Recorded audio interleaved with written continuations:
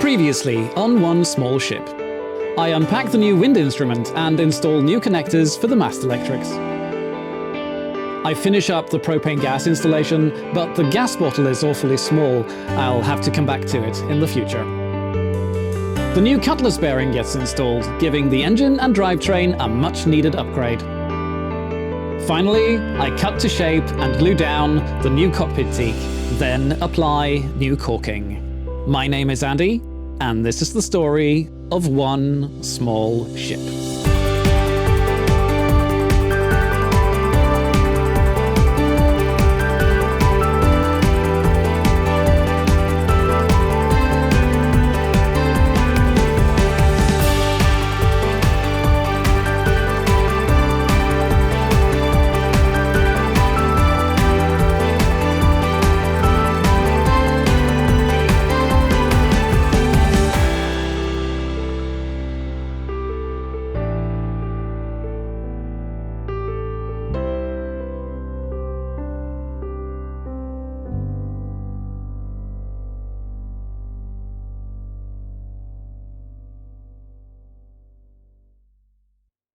This crazy project that started in November with me haphazardly poking and prodding at the cockpit teak is finally nearing its end. After tearing out the old wood, fixing and preparing the surface underneath, cutting and shaping new planks and gluing them in place, the last step is sanding the excess caulk away to reveal the finished product. I take care not to take off too much, but since there are no screws or bungs, I expect to be able to sand the wood several times before the teak wears out. With care, it should easily last a few decades.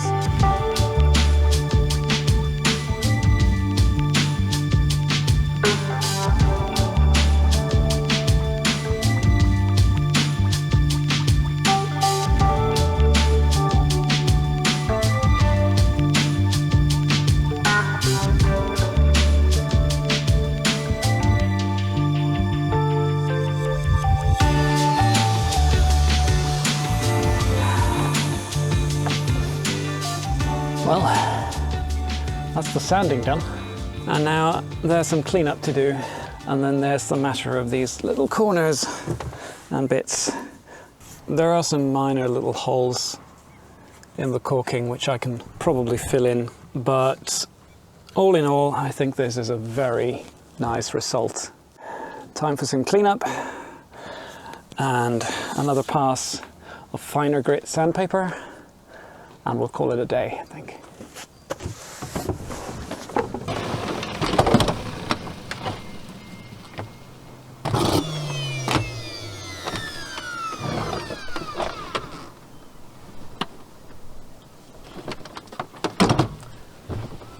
Well,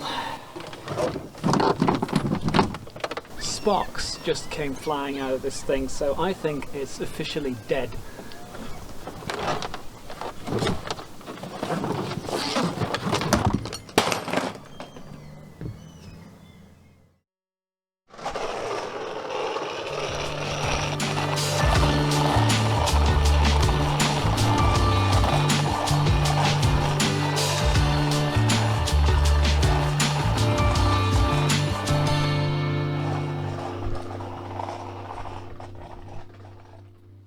So this is what it looks like after gluing, caulking, sanding, cleaning. Still have these little bits in the corners to do, but that should clean up nicely with a bit of sandpaper and a knife. But now it's time to put the traveller back. And I gotta say, I really dread drilling holes in my brand new wood. So I'm going to come in with a small drill from below, and we're going to drill out the holes from below, and then I'm going to drill down with a larger drill and drill out the hole from the top. Alright, so there are 1, 2, 3, 4, 5, 6, 7, 8, 9, 10, 11, 12 holes here. And I looked back at the footage that I took when I took the whole thing out, and there were 12 bolts in here, so all the holes were used. I can't get the drill to point straight up because this piece of the cockpit right here gets in the way. We get one shot at this, and if it fails, my teak deck is ruined.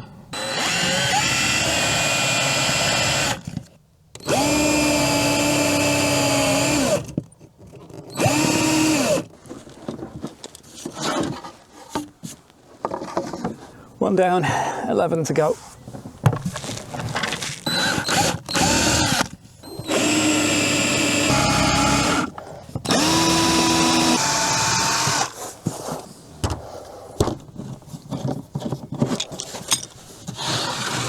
Seven, 8, 9, 10, 11, 12 holes in my teak deck.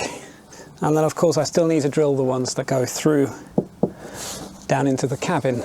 But this is looking good so far, so let's keep going. And 12.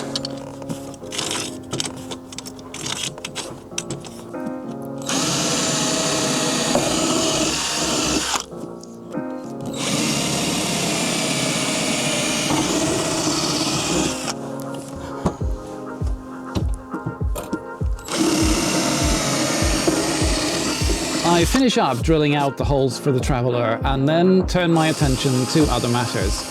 In 2 days, Marella is going back in the water, and so it's time for anti-fouling.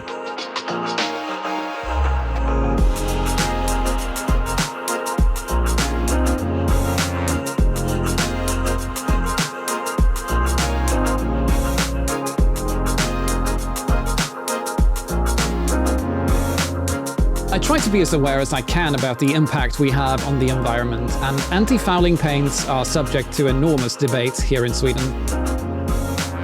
I've been looking into alternatives to the traditional self-polishing paints, but for now it's what we're going with.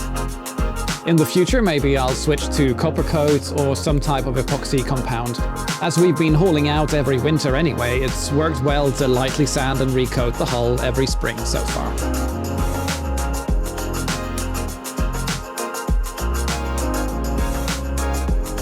With the hull painted, only one thing remains before we can splash Marella, and that is to repair the paddle wheel for the log, which broke off when we hauled her out last autumn. So my log is an old Navman 3100 and it's fine. I think it's from the mid-2000s, somewhere 2005. But the paddle wheel for the transducer broke off, and so you can't get them anymore. But my lovely friends at the local chandlery very kindly 3D printed me one. And this is a new paddle wheel for a Navman 3100 transducer, allegedly, according to random people on the internet. So what I did was I went and ordered some neodymium magnets. There are 2 holes on this side and 2 holes on that side, and the idea is you stick a couple of magnets in each of these holes, and this goes very neatly onto the hub, and so I can just stick this in, stick the magnets in, and super glue them in place. I ordered these magnets on the 20th of April, and because of the whole pandemic situation, they didn't arrive before today. But these are the magnets, and this is what they look like, and you can just stick them together and pull them apart, and it's really lots of fun. So I've got the drill. I'll just stick it in there and just, there we go. I've drilled out a little bit more. These should go in a little bit easier now. Here is the transducer, and it's stuck in there with a little clip. So if I just remove that retainer, and then I can just pull out the whole unit, and it comes out like this. We'll stick that wheel in there. Actually, I'm going to have to take it out again to anti-foul it, but never mind that now. Let's try it first. There we go. And if we stick this in, and I'm not going to worry about the retention clip right now, I'll stick that in after we test it because I need to take it out again.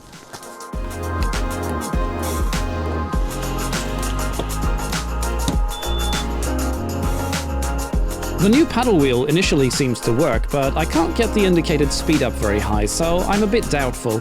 In the end, that worry turned out to be correct, but that's a story for later. I'm still a little bit worried about the accuracy of this, but this is basically the only alternative. The other option is to not have a log at all this year on the boat. So next year I'll probably look into putting a transducer through the hull, one that will give me depth and speed and temperature. So with that done, let's go put some anti-fouling on this and stick it back in the transducer and move on to other projects. Yes. It started raining, but I managed to get the traveller in. At least these bolts in the middle here that I was working on.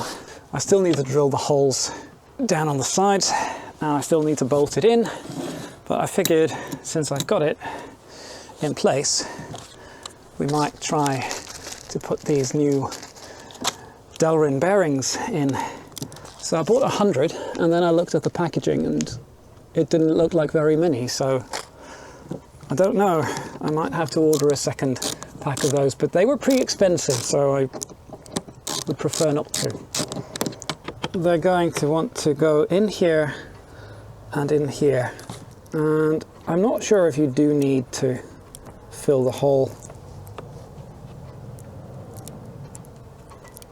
track up with them, but I would assume that you do. Well, now I've filled up this side of the track, and we're going to fill up the other side. Oops. Okay, so there. See, that's exactly what you don't want to happen. So I think what I can do is I can lift the track up. Well, that one didn't, obviously. That just... Oh my God. Yeah, see, that's exactly what I was worried about. Oh, don't roll into the cockpit drain, please. Ah, oh, thank goodness. These little critters have a tendency to escape from you, so just be very careful when you handle them. Those are all that will go in on that side, and now it's getting a little bit tight to fit these in here because the ones on the other side are pushing the whole thing towards this side. So now when I push these in on this side, the traveller will effectively be riding on the bearings against the rail, and so that should make the whole thing slide a lot smoother than before. Oh God! See that? That is low friction at work.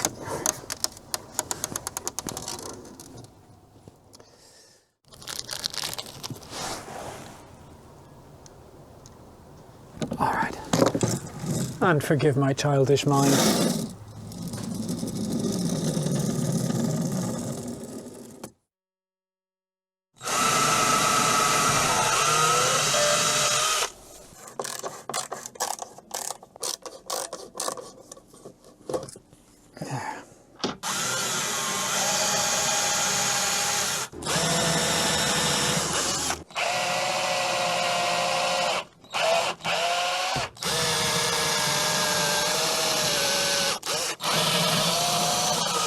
I was so set on the idea to use the existing holes. I should have just gone with new ones. That's going to be fine. We can just drill out these holes now. 20, 21, 22 holes. This one is about 10 centimeters from the edge. This one as well. At this point, things started happening pretty quickly, and with all the stress, I just didn't get much of it on video. I ended up drilling and filling in all those holes with epoxy, and before I knew it, it was time for Marella to go back in the water. So it's been a few busy days. As you can see, Marella is at her berth and she's in the water. I am just very, very happy right now that everything has been sorted. So I had planned to splash Marella on Thursday, and so the blokes came and picked her up after lunch, took her down to the traverse and put her in the water, and immediately I noticed that the prop shaft seal was leaking, and it was leaking quite a bit. So what I think happened was that when I took the prop shaft seal off to clean it and re-grease it, I didn't really inspect it. What I did was I just lubricated the shaft, and then I moved the seal over the shaft back and forth to lubricate inside, and then I stuck it back. But the shaft seal was really, really worn down. It was just looking horrible. And I think what happened was that all the old grease and oil and gunk that's been accumulating in there has really prevented leaks. So when I put the boat back in the water, of course, it started leaking immediately. So we had to haul her back out and put her back in her spot. And then I replaced the prop shaft seal. I had to run and get a new one, stuck it in that evening, and in the morning on Friday we attempted to splash her again, and with the new prop shaft seal everything was just perfect. So now it is time to put the Traveller back, and I'm going to bed it all with butyl, and it's going to be beautiful. It's going to sit like this, and we've got some butyl tape and some fasteners to put down below. So first I'm just going to align all of the bolts in the proper order. This Traveller is going to sit there for years, so I really want to make sure that it's as clean as possible underneath.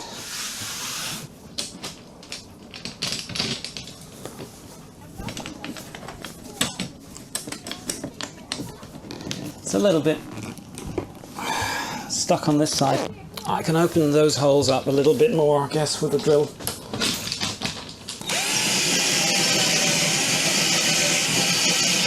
I think that that's it, and I'm ready to lay down the butyl. I'm going to cut those lengths about the same, and I will need 22 of these lengths. 21, 22.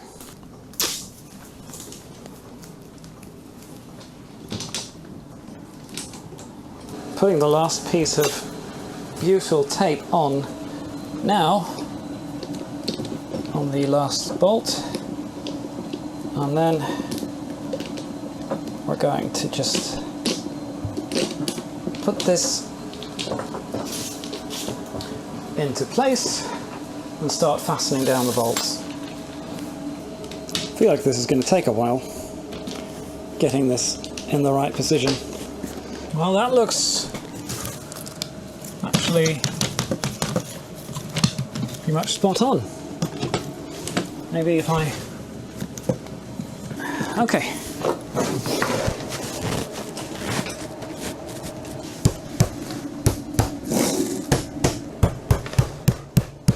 I'm thinking that I probably overdid the amount of butyl a lot, so there's going to be a lot of squeeze out, but honestly I'd rather have more squeeze out than not enough butyl, so that's just probably fine.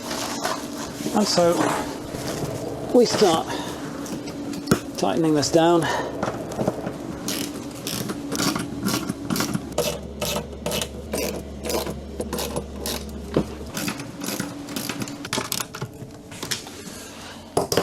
Well, Traveller is tightened down, it's back in its place, and it's looking really good. All in all, a good day's work. Well, I've always been my own worst critic, and at that point I wasn't quite ready to say how satisfied I was with the results of this project. However, 1 year later, I can say with confidence that I'm very, very happy. There's still more work to do restoring the rest of the cockpit, so look forward to that in future episodes. As always, thank you so much for watching. Fair winds.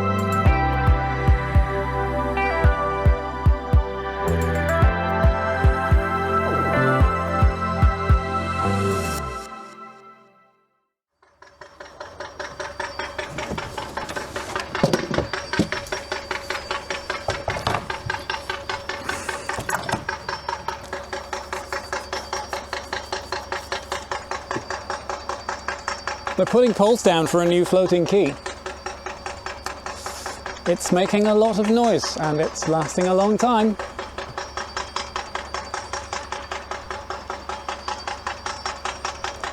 Screw it. I think I'll go have a tea. Let's continue this in 5 minutes.